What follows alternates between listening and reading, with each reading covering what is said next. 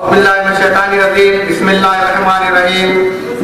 इस जलसे के सदर आली जनाब फेरोज लाला साहब, बहुजन वंचित आघाड़ी के उम्मीदवार यशपाल जी भिंगे साहब, बड़े बहुजन महासंघ के जिला अध्यक्ष संगरतन जी पुरे साहब, वंचित आघाड़ी के जिला अध्यक्ष शिवाजी गेडेवार साहब, बड़े बहुजन महासंघ के जिम्मेदारान, एमआईएम के जिम्मेदारान, वंचित आघाड़ी के जिम्मेदारान और दोस्तों, बुजुर्गों, नौजवान साथियों और घरों में बैठकर मुझको सुनने वाली पर्दानशीन माँ और बहनों, अस्सलाम वालेकुम रहमतुल्लाहि बरकातहू।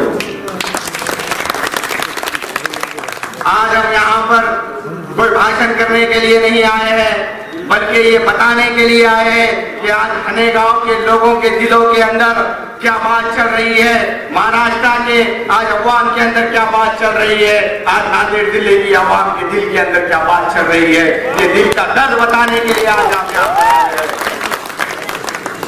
हमने देखा जब से ये बीजेपी हुकूमत सिंहासन पे बैठ गई है, हमसे वादे बड़े बड़े किए गए थे कि हर किसी के अकाउंट में 15 लाख रुपए आएंगे, लेकिन आज तक 15 रुपये भी नहीं आए। तो ये साबित होता है कि आज बीजेपी हुकूमत नाकाम हो चुकी है।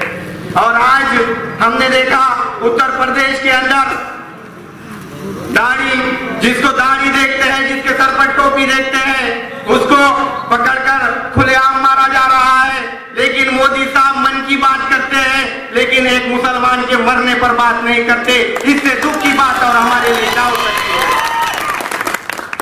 और हम अगर कांग्रेस की बात करेंगे तो पिछले 10 साल से हमने कांग्रेस को आमदार बनाया, यही अशोक राज चौहान साहब को खासदार बनाया, मुख्यमंत्री बनाया। लेकिन हमारा सवाल यह है कि जब मुसलमानों के मसले की बात आती है, जब मुसलमानों के मसले के ऊपर पार्लियामेंट में बात करने की बात आती है, तो अशोक राज चौहान का मुंह नहीं खुलता। क्या ये बात हम नहीं बोलेंगे? और हम देख रहे हैं पिछले 25 सालों से अशोक राज जी चौहान साहब को मुस्लिम समाज विनती कर रहा है कि नांदेड़ जिले के अंदर एक आमदार का टिकट दिया जाए, लेकिन देने को तैयार नहीं है। इस बात से यह साबित होता है कि अशोक राज चौहान को और कांग्रेस को मुस्लिम वोट चलते हैं, मुस्लिम आमदार नहीं चलता। ये बात साबित होती है दोस्तों। और आज आपने देखा, चाहे दादरी का मामला हो, चाहे बाबरी का मामला हो, चाहे अखलाक का मामला हो, चाहे फौजू खान का मामला हो, चाहे रोहित हमला का मामला हो, महाराष्ट्र के अंदर कोई अगर आवाज उठाता है तो बैरिस्टर असदुद्दीन अवैसी साहब आवाज उठाते हैं। आज तक किसी ने आरएसएस के खिलाफ बोलना पसंद नहीं किया।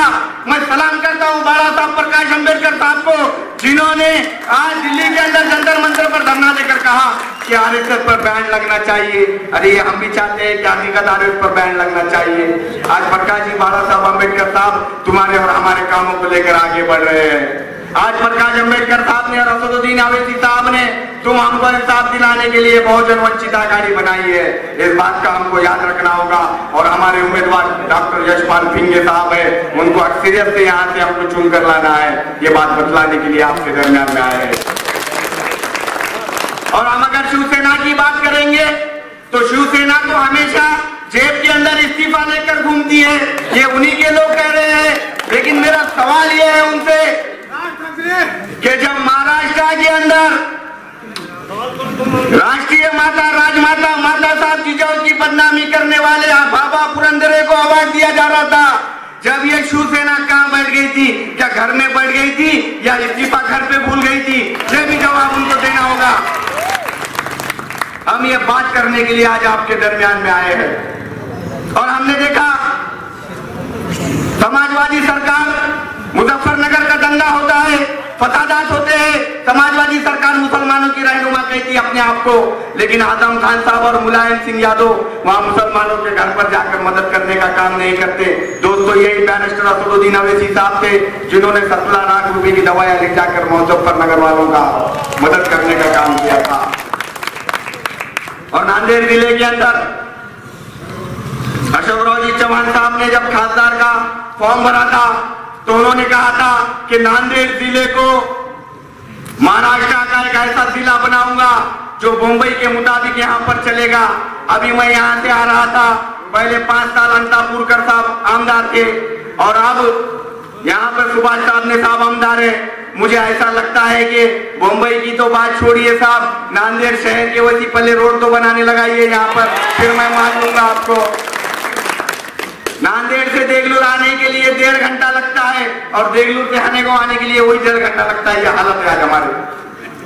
आज बोलने का तो बहुत था, लेकिन आपको यहाँ पर फिरोज लाला साहब को सुनना है, यशपाल जी साहब को सुनना है, इसलिए मैं ज्यादा वक्त नहीं लूंगा। लेकिन आज का ये दौर ये कह रहा है कि अगर हमको संविधान की हिफाजत करना है, अगर हमको संविधान के दायरे में काम करना है, तो याद रखो मुसलमानों, याद रखो दलित समाज, याद रखो बहुजन वंचित समाज, मैं सबसे कह रहा हूं, जिस तरीके से बाबा साहब अम्बेडकर साहब को महाड़ के मुसलमानों ने खासदार बनाया था, आज दौर आया है प्रकाश अम्बेडकर साहब को मुख्यमंत्री बनाने का, तो सब समाज ने मिलकर उनका साथ देना चाहिए और बहुजन वंचित आघाड़ी को कामयाब करना चाहिए। मैं शेर के साथ अपनी बात को खत्म कर दूंगा, क्योंकि यहाँ पर वक्ता को सुनना है आपको।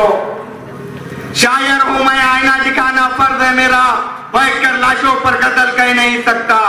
माफ करना दोस्तों, मैं इमरान प्रतापगढ़ी नहीं हूँ, क्योंकि मुसलमानों के जज्बातों को शायरी बयां करके पैसे नहीं देता मैं।